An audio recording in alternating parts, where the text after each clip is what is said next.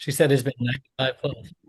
Hi, everybody, and welcome to a new edition of Newsmakers TV. I'm Jerry Roberts. It is Thursday, June 26th. We have our all-star panel of top local journalists, Ryan P. Cruz and Nick Welsh of The Independent, and we're delighted to welcome back to the program Newsmakers TV alum Lily Dallow, who is now working down in LA as a digital content producer for KTLA 5. And I think just parachuting in even as we speak. Um, but Lily, we wanted to have you back because you were making a lot of news down there. Of course, you famously worked at KYT as a digital content editor, which is how we got to know you. I think you went down to LA in last August, something like that. But you kind of set off a storm this week with a video that you scoped and posted on social media or on the website of this poor man, Narciso Barranco gardener, trying to cut the lawn at IHOP and is set upon by this band of masked thugs apparently working for the U.S. government. Talk about how you got the story and what the aftermath was. Yeah, it's been a busy week, busy couple of weeks at that. And I mean, this is one of the many, it's one of many stories of its kind, unfortunately. But the fear in the community is so real right now because a lot of people, like, they're even closing down summer programs in certain places, and people are scared to go outside, and because they don't know, because the federal agents show up in unmarked cars, and they go into like open air workspaces like car washes or like farms, and and just come and take people away, don't give them a chance to say bye to their families. And a lot of them get caught on social media. And I believe that that's the reason why I've heard that that's a reason why a lot of them are masked, is because um, sometimes they can get threats online. And now I am for reporting on it. And it was this video of, yeah, So let me level set. So it was Sunday, right? You were working Sunday, yes, yes, I and was working you Sunday. were, and as you do, you Mhm. kind of look at social media accounts from all over and Yeah, pick it yeah, up we from scroll there. through social media. This one had been already found by an overnight assignment editor the night before. And so she sent it out to the rest of the team. So that morning I was looking through my emails, and I saw just that the subject line was like OC father violently detained. And I went and looked at the video, and that completely struck me. I was watching it through my fingers. I just couldn't believe what was happening. And so I started working on it. We connected with his son, and our on-air reporter went and interviewed the son. And during the day, I just went with what we had, which was no comment from the federal government. And I mean, it was the weekend, but like still, It is the they're pretty government. hard to reach. Yeah. And, uh, and then I was going based on what I saw in the video. And I really wasn't expecting it to cause such a stir because, like I said, there's a lot of stories that I've written like this one. But I think that the part of the story that was really impactful is the fact that he's the father of three U.S. Marines, two of whom are actively enlisted. And and the video that I used was the one of the arrest, the one that I described in the body of the story. But the other video that Homeland Security then tweeted out the next day and that a lot of people were reposting was a video of him running away from the officers who were pepper spraying him, and he's waving his weed whacker in the air. And they say that he assaulted an officer, but in the video it shows he doesn't hit anybody with it. It looks like he's using it as self-defense, like as an officer's pepper spraying him. He looks like he's running for his life. And then the only other clip that we obtained was just that guy, like seven officers around him. One of them was just on top of him, repeatedly hitting him. It looked like in the head. And and then his son said that his dad is like 5'7" and weighs 150 pounds, and on top of him was this giant guy, and um, yeah, it was pretty remarkable um, how fast that story took off. And I know that the biggest interest of it was that piece about how he's the father of the Marines, and then the video that the people that are mad at me are saying that I didn't include has been in the story just about the entire time that the story's been up. I just didn't detail it in the body of the story. But so ne the next morning, before I even logged on to work, I woke up to a text from my coworker who said, "Hey, Department of Homeland Security reposted your story on Twitter or X, and like I just took your byline off of it because I don't want you to get death threats." And I was like, "Oh, thanks." It's really nice. Good I morning. didn't really How are you? think anything of it. Yeah. And then I went into work, and as I went in, I sat down, and I just started seeing like all of these emails, all of these messages. And one of the emails I got was from the deputy assistant to the president of the United States. And I looked at it and I was like, there's no way, this has got to be spam or something. And I went into my boss's office and we were talking about it. And before I even got to tell him that I possibly got an email from the White House, he was like, "Did you take your byline off of it?" And I was like, "No, it was my coworker, was trying to protect me." And he's like, "Well, you shouldn't have done that because now it looks like we're trying to hide." And I was like, "Oh, that's a good point. I'm going to put my byline back because I'm Yeah, it not." was back on by I the was like, time I read your piece. Yeah. Yeah. yeah, so it had only been off for like an hour maybe, and I put it back up because I was like, this is my story. I'm gonna stand by it and didn't do anything wrong. And then while I had been talking to my boss, the White House guy has sent a follow-up email saying like, wow, instead of correcting your article, you just take your name off of it. Does KTLA have no standards? And so that was kind of the only thing that scared me out of all of it.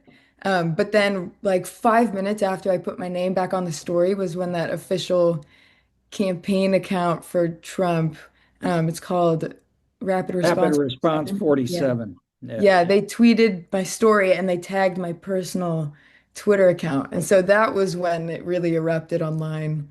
And that's when I started getting all the very colorful messages coming through. And I never look at them. I never look at the comments or the messages that I get. The only reason why I did was because my boss told me I had to look out for death threats, which I haven't gotten any. I got some violent ones, but nothing threatening my life. But the most that we can do Well, is just unless you report it. count being thrown against the curb as it did. Yeah. Yeah. Yeah. Yeah. Yeah, that's true. Wow. I mean, there's just so much here. I mean, first of all, there's just a spectacle of what is happening, this scandal of what's happening. And Ryan, you've been writing a lot about some of the videos, but that's, if there's any bright light here, I said people are capturing this stuff and forcing people, and that was the power of it, Lily, is that you put it in front of people, had a look at what is being done and Yeah. and what people are doing in our name, but then, to be threatened for reporting what is in fact happening in front of our eyes. Or to threaten to call for her deportation. I think that's a it's pretty funny to do that. And yeah, like you said, Jerry, I think people filming these things has been a huge weapon to just putting it out there, putting it in front of people's eyes. In Santa Barbara County, that's the way we've been able to keep track on this.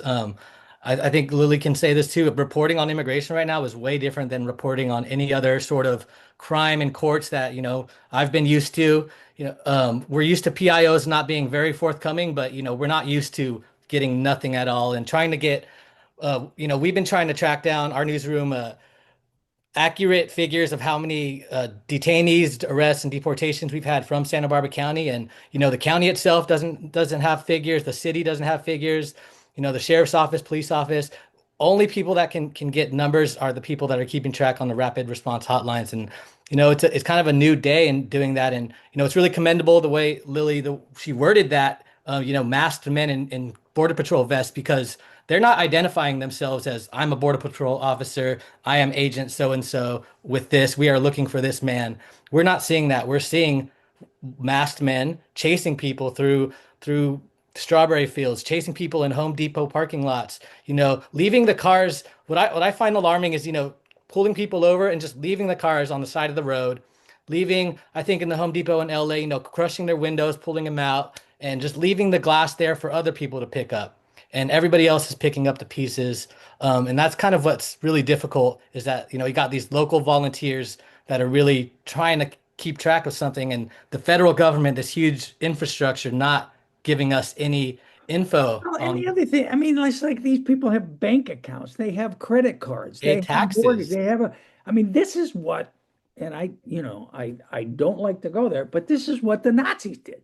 They took people's property and they disrupted their lives, and that's what's going on. I mean, I get the saddest thing. I talked to a teacher who had a sixth grade graduation this week, and none of the Latino parents could show up. They were afraid to show up to their kids' graduation. I mean, Yeah, we saw that, and one of the positives I will say out of this is the way the community has stepped up. We have community organizations, La Casa de la Raza, of course, 805 and DocuFund.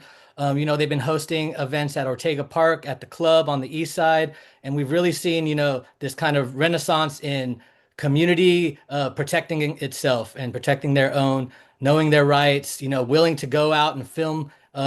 In Santa Barbara, we have luckily have not seen as many arrests as in Ventura and Santa Maria. And, when we see people here, we've seen ICE here, it's been reported pretty much right away. We get a lot of messages, a lot of people posting it online. And that's really kind of been, people fundraising for all these families. We've seen GoFundMe's raise tens of thousands of dollars for each of these families. And it's that's been the positive out of it. Yeah, yeah, the GoFundMe's, yeah. and also definitely like everybody know, like more and more people know their rights now. I totally agree with that. I see that, Look, especially like in a bunch of the videos that I've seen. Like one that I wrote the same day, just later on in the day, was it was a raid at a car wash, and the owner comes out, and there's this yelling back and forth between him and the ICE agent. He's like, "Who are you guys? You look like criminals. Like this is my business. You can't just come in here." And they start to like run, like not run away, but they start to kind of scatter and like get into their unmarked cars and drive off.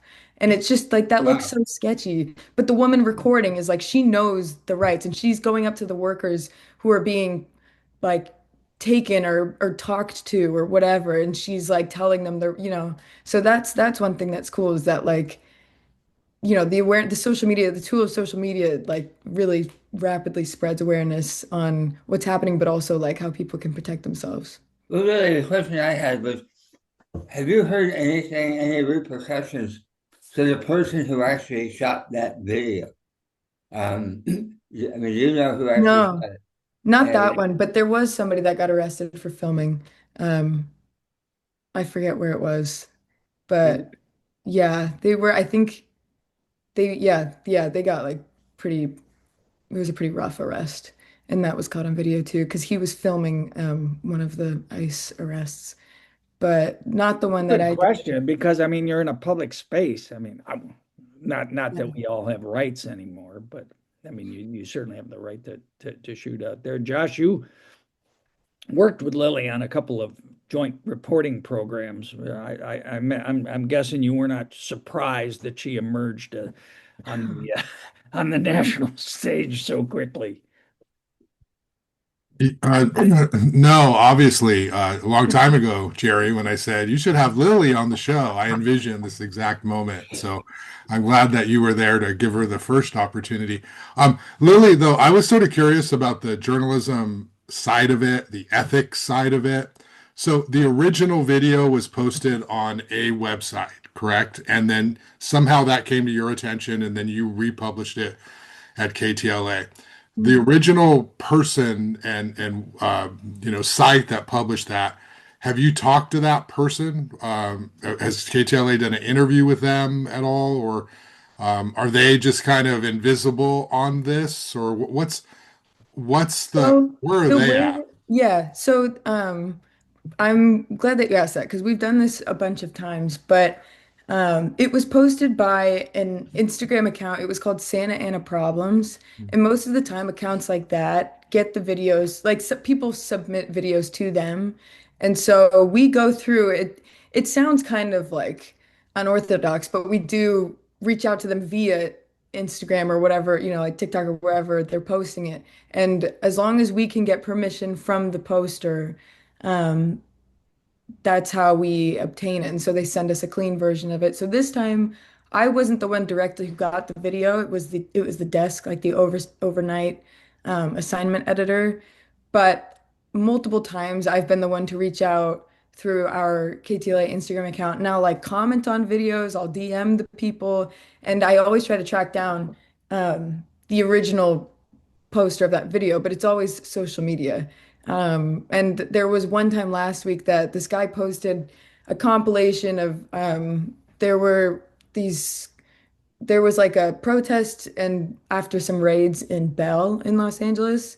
And this guy posted a compilation on his Twitter, but like when you open up the video, it has a different TikTok username on like a watermark. And he had put his on top of it. So like I went and had to track down that person, but KTLA is a lot different than KYT in terms of like How much?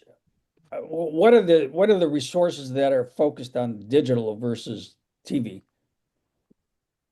like video wise. Yeah, how many people Oh, how many people work?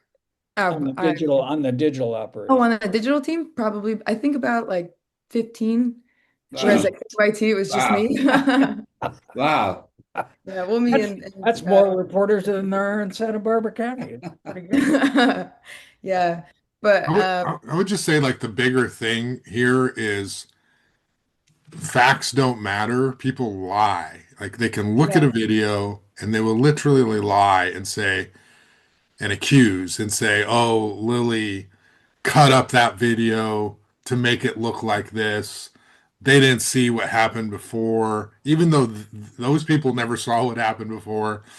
And it's just sad from yeah, a but I mean, journalism, big picture, education, new yeah, generation perspective that people grow up not even knowing what to believe. Even with their own eyes, they yeah, see this landscaper, gardener getting brutalized by these people. And then there's still idiots who are like, well, they're you like, didn't see okay, what happened before.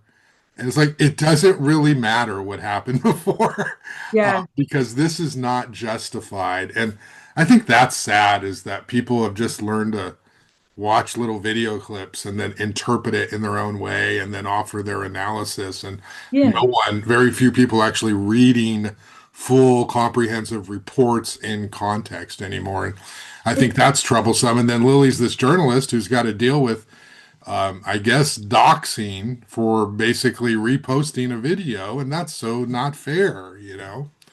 So are you still getting notified when people were mad? yeah. Um, I don't know if I've gotten any today. I'm not looking as often anymore because the storm is mostly past. But the other day. I had one, somebody basically saying that I need to get curb stomped. So that was like the most violent one that I've gotten. But yeah, the one like Ryan said, I think the funniest one that I had was somebody said deport her, and I'm like, to where? You know? Back to Uh, Carpinteria. yeah, Back to to Venice. Carpenter. Back to Venice you go. Yeah.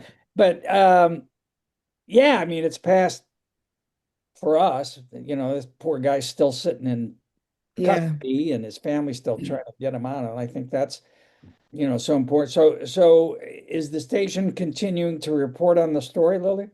Yeah, they've been doing some follow-ups, and I did want to go back quick to what Josh was saying about like, picking and choosing video. Our job as journalists is to report like the news. We're not making things up, and like we go and talk to this man's son, and we're getting his point of view, and we talk to not this time, but we talk to the people that take the video, and it's like everybody's going to see it in a different way, but that's not our job to control how people see it. That's not, like that's what people think that we're trying to do, but it's not. We're just a mirror and people don't like what they see. No, But I don't like what we see. yeah, but Uh, we have been doing follow-ups and we actually did go back to that IHOP and spoke with, I think it was the manager, somebody there who saw the whole thing because the only videos, it's like a war between these two videos. One of them, the one that Homeland Security, that rapid response that everybody on the other side has been posting is that 7-second clip of him running with the weed whacker. Meanwhile, there's like multiple minutes of footage of this guy getting beat on the ground, and people are like, "Well, but did you see? But did you see him with the weapon assaulting the officer?" I'm like, "Not really."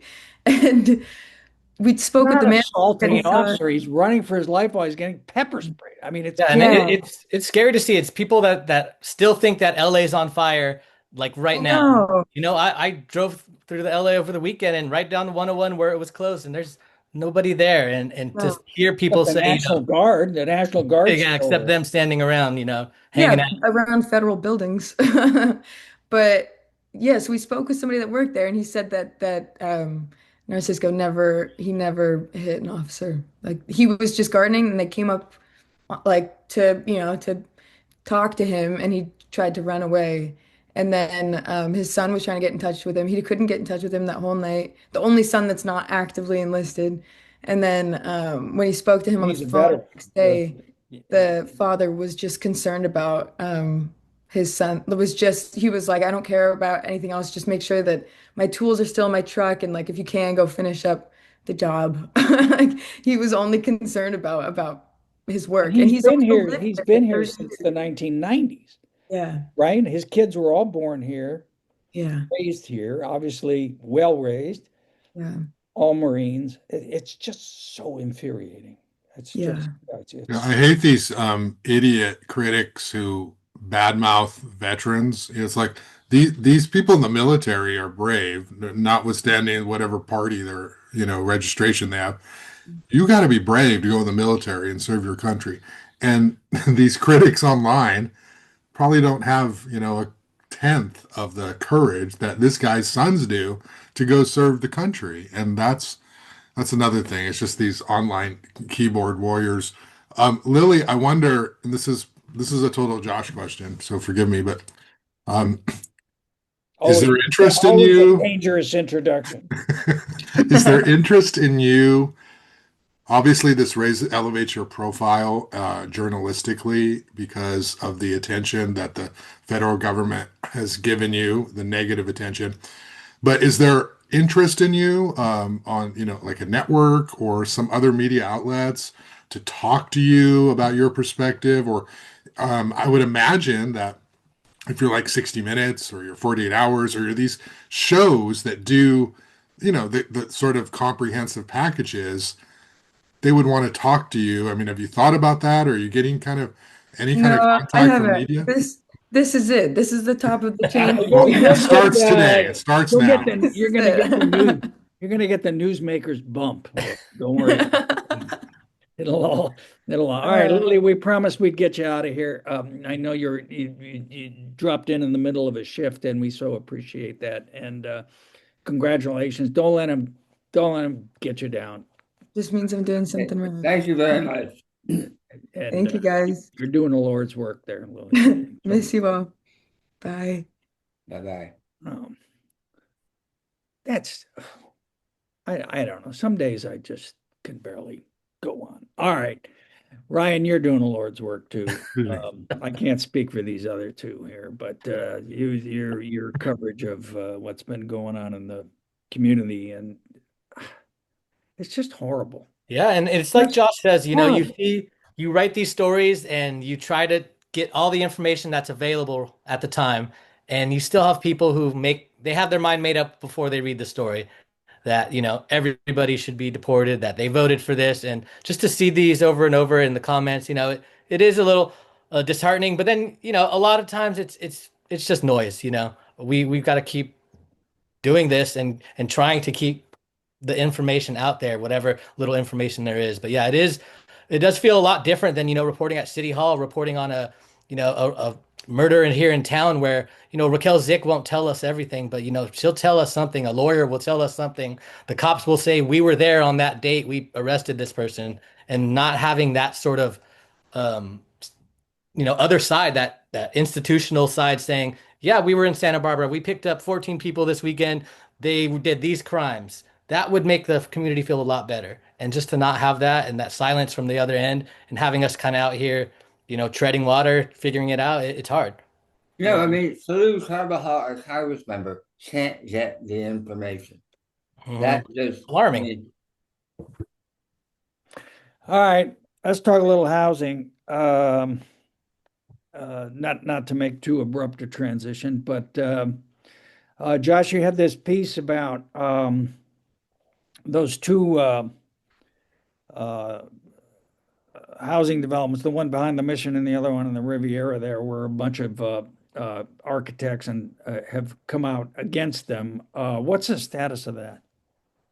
Well, there are a lot of moving parts that are going on with this right now. So the city deemed their application incomplete. These developers filed a lawsuit saying the city is essentially stalling and that they are purposely just wanting to delay this with no intent of ever deeming the application complete. Something like 55 architects, private planners came together to basically say, we are against this project and we are calling on our local elected leaders to do something, to stand up, to get involved with this whole builder's remedy issue. Everyone sort of says, of course, that they don't like these projects, but there hasn't been a lot of movement. And then there is some trailer item in the governor's bill that would move to eliminate even CEQA review for these kinds of projects. So if this gets approved as part of the budget, then both the Grand Avenue and then the one behind the Mission, which I think is like 505 East Los Olivos, but it's right behind the Mission, wouldn't even have to undergo CEQA review. So it's a situation that obviously the governor, state lawmakers, we need more housing. But there are fire concerns about having that much housing in that area of Santa Barbara. And that housing again is will never be for people who need it. It is going to further gentrify Santa Barbara. It will be for tech workers, it'll be for single professionals, the wealthiest of the wealthy. And in many cases, not the kind of people who care about the issues that we led the show off talking about. And so it doesn't really do a lot in terms of housing the working class or people who make low incomes in the community. And so that's the problem.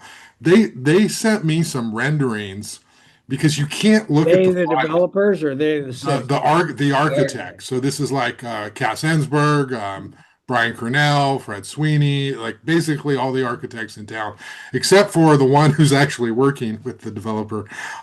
But you can't take a photo of the actual plan. You can go look at it on the computer, you can see it, but you can't take a cell phone photo. You can't make copies. This is a new state law. It's owned by the architect. And so what they did was they did like a recreation based off the notes that they sketched, and then they created what looks like this monstrosity of these huge buildings over, 9 stories behind the Mission.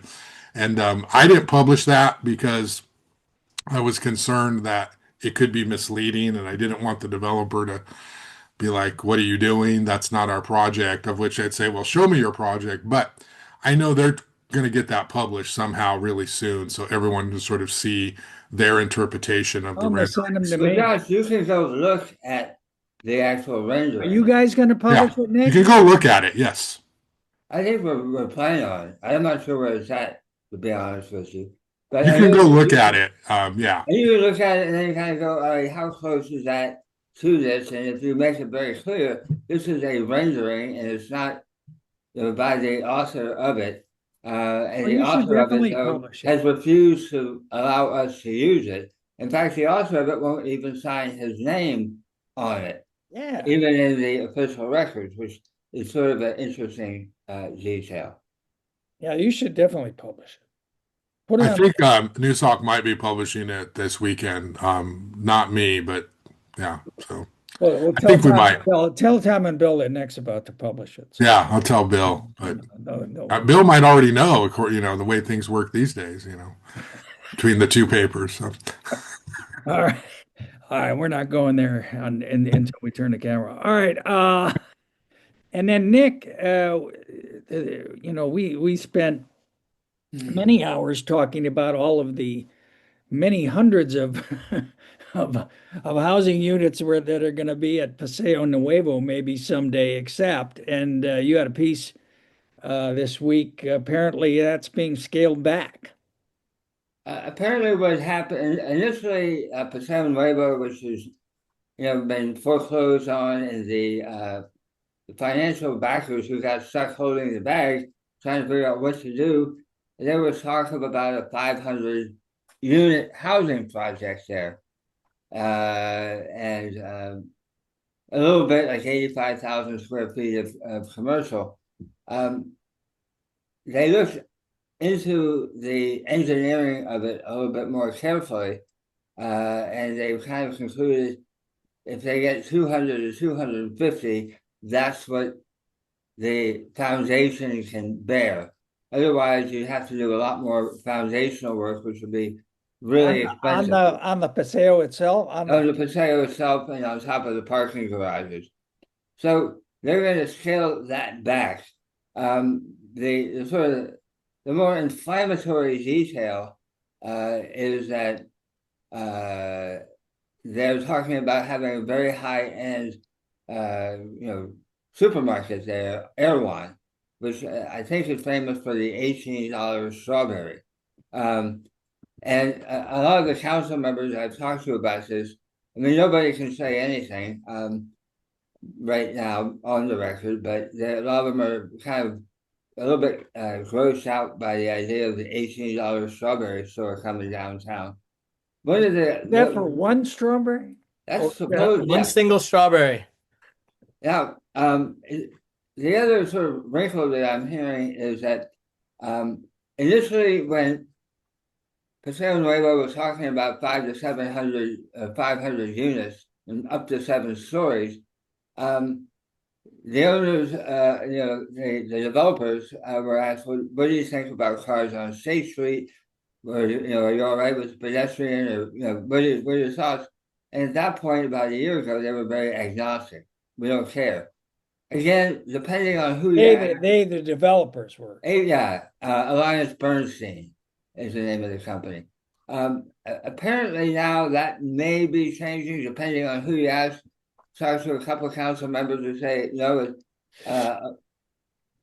Alliance Bernstein may not care, but supposedly the high-end supermarket might care, and they want cars back on State Street. And that's the craziest part to me about it. That Erewhon, this LA high-end restaurant with the $12 waters and $18 strawberries that someone was paid below minimum wage to pick. That they're even coming in trying to even put their thumb a little bit on a policy issue of opening State Street or not. That's scary, and I think the people, if they hear that, I think that was the part of your story that stood out to a lot of people that I've. Well, I don't know. That's gonna. I have to say, I don't know about you, Josh. I was surprised that the mayor, who was on the show last week, took the opportunity to announce he was running for re-election. I didn't see that coming. Josh asked the question and he answered it. Good on him. But one or more of his colleagues, I believe, who are termed out, are going to be running against him. Ryan. Kristen said hasn't been making it particularly a big secret. She's pretty open about it. Wait, I thought I was the only one she may have mentioned it to. I can't believe this. I'm just telling I'm you. stunned. She hasn't officially declared it the way Randy has, but it's pretty well open information. And what do we think about Eric? What do you hear anything, Ryan?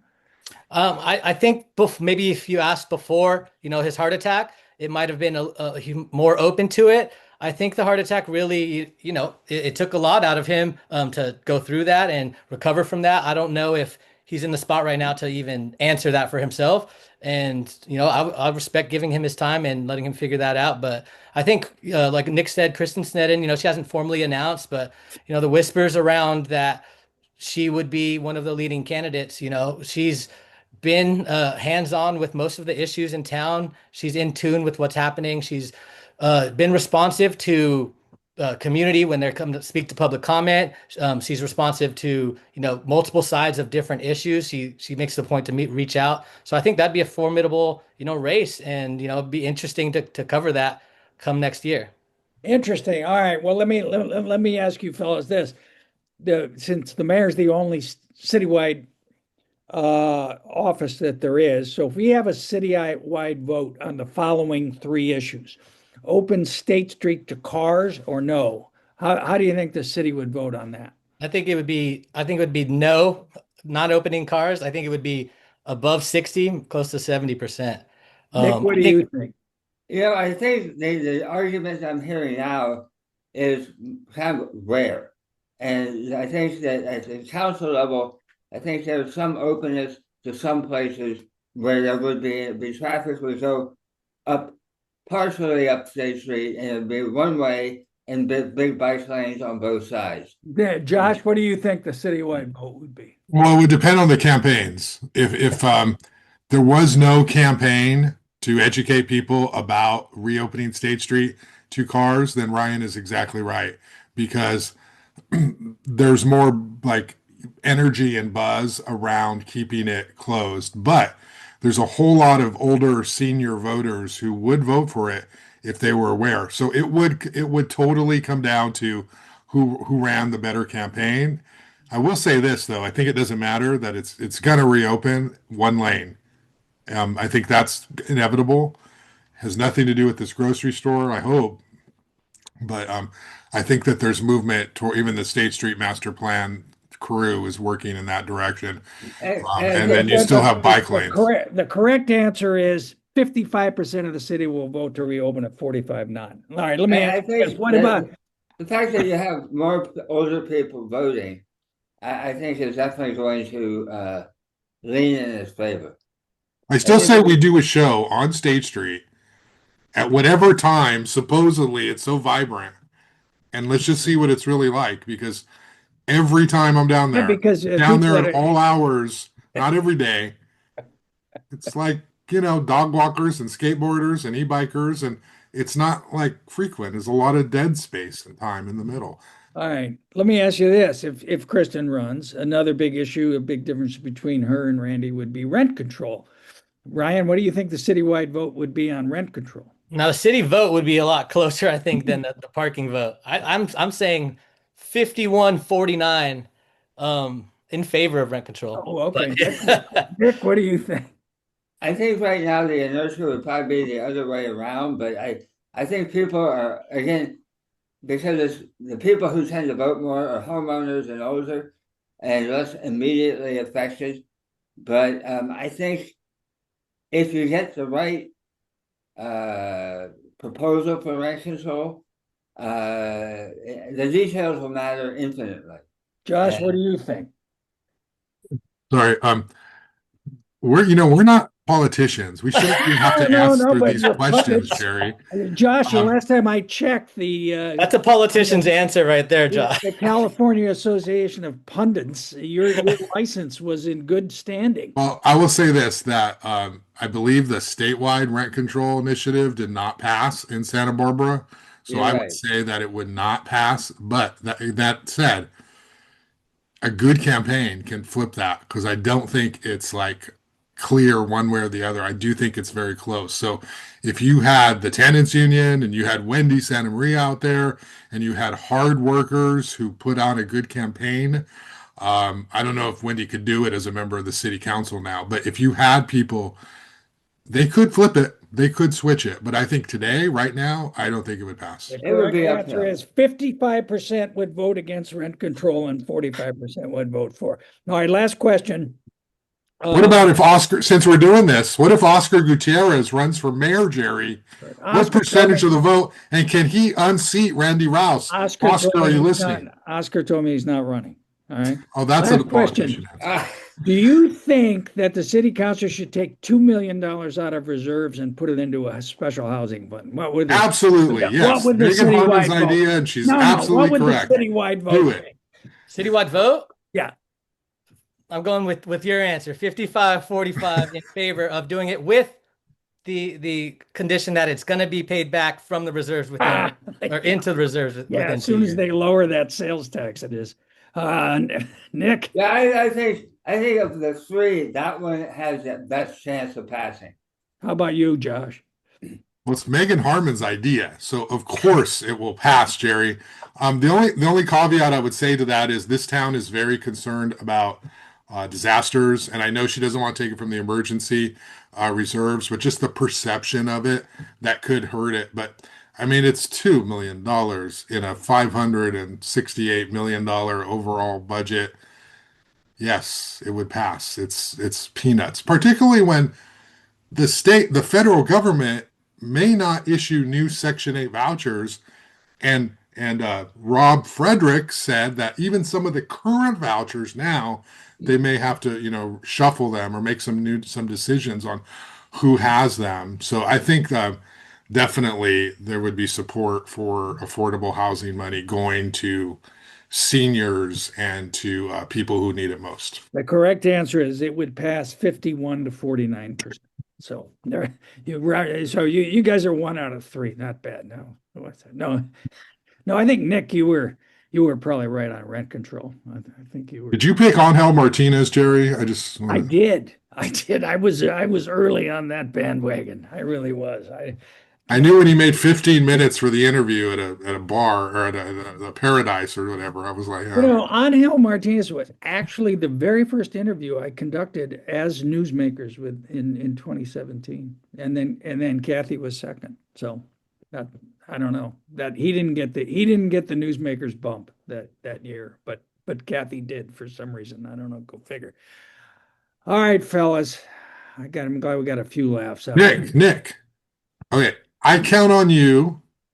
I can do some of it, but I count on you to be the news obit guy for the people from the 90s and the 2000s. And I know you knew Henry Lenny, so I'm waiting on that. You would do a much better job than I did. You know what? There's too many people dying. And there's only so many of those fucking things I can write. Henry had style. I mean, Henry had the prettiest pictures, and Bill Levy skated through so many planning commission meetings on the strength of his pretty pictures. Now, well, that was a nice obit you did of him, Josh. That was a very, very fine send off. And He was sophisticated. That's a good word. He's definitely sophisticated. We should all be so lucky. All right, Josh, you have professor on his name is escaping me at the moment, but talking about the immigration raids on the podcast. Oh, this is my favorite podcast in a long time. Ralph Armbruster Sandoval. Oh, he's great. Chicano studies professor. And, he shows up all over. He's involved in local city, county issues, living wage, union issues, and he's a professor out there. But he just kind of broke down, what's happening from his academic perspective historically in LA. It is new right now, but, historically we've seen this and before. And he talks about what it means to be brown, to be Mexican American, Chicano, but also what it means to be an immigrant from South America, Central America, and just how horrible it is. I mean, literally, I know this is not hyperbole, but like walking down the street, if you're brown, is risky, and it doesn't matter if you're an American citizen and you've been here, one generation, or you're an immigrant, or multiple generations. People just don't care anymore. And so he talks about that. Well, some people care. It's just yes.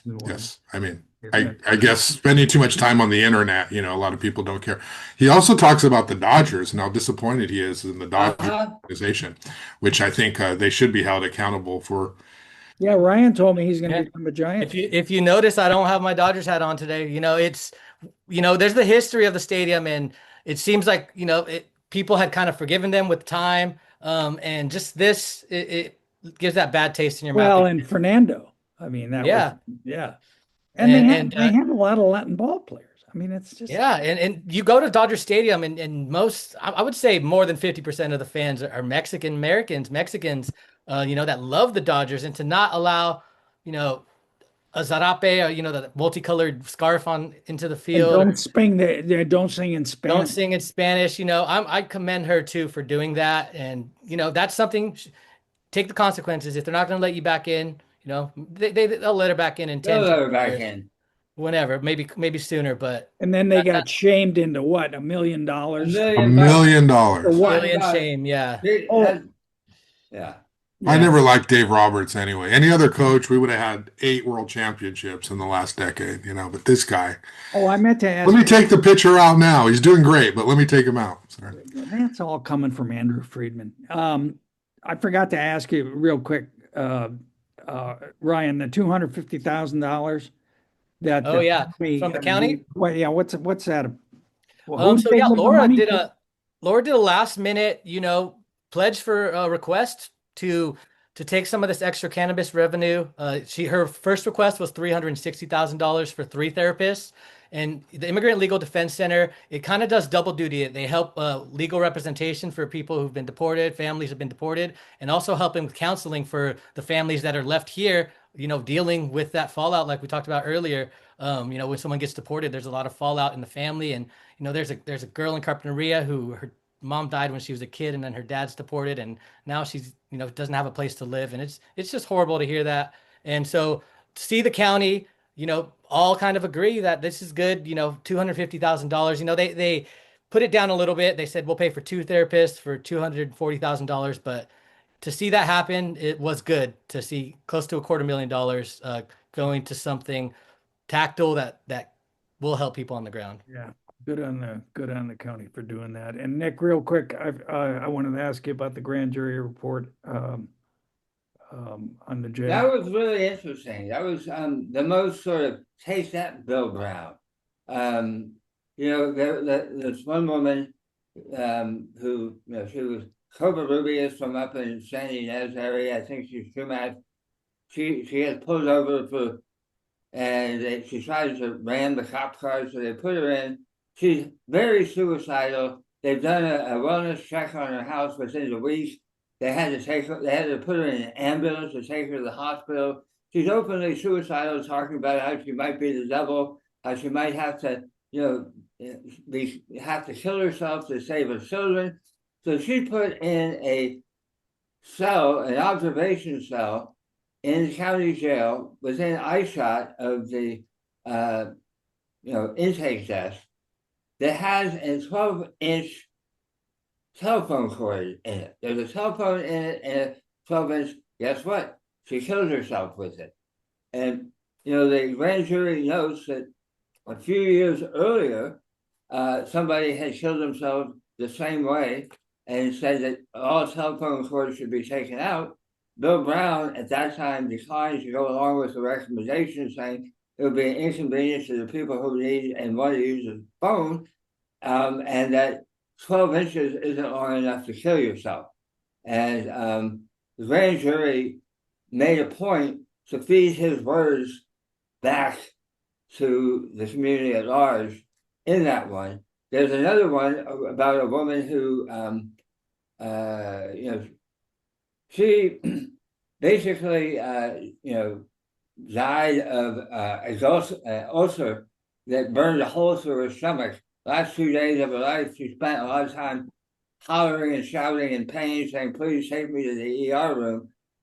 In their defense, she had lower back problems as well. She was on opioids as treatment, and so they thought she was on opioid withdrawal. But nobody ever checked her,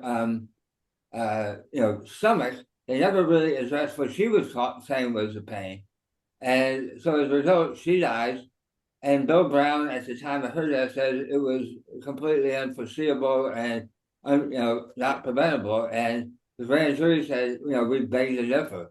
Yeah, look, I don't think I've ever seen them be quite so. No, I was trying to remember. It was the cannabis one for sure. I think they did. Right. It was pretty sharp, but This was pretty booyah.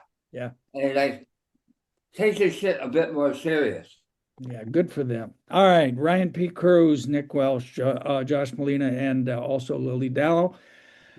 Thanks so much for taking the time to talk to Newsmakers. Thank you all for watching. and we'll see you next time.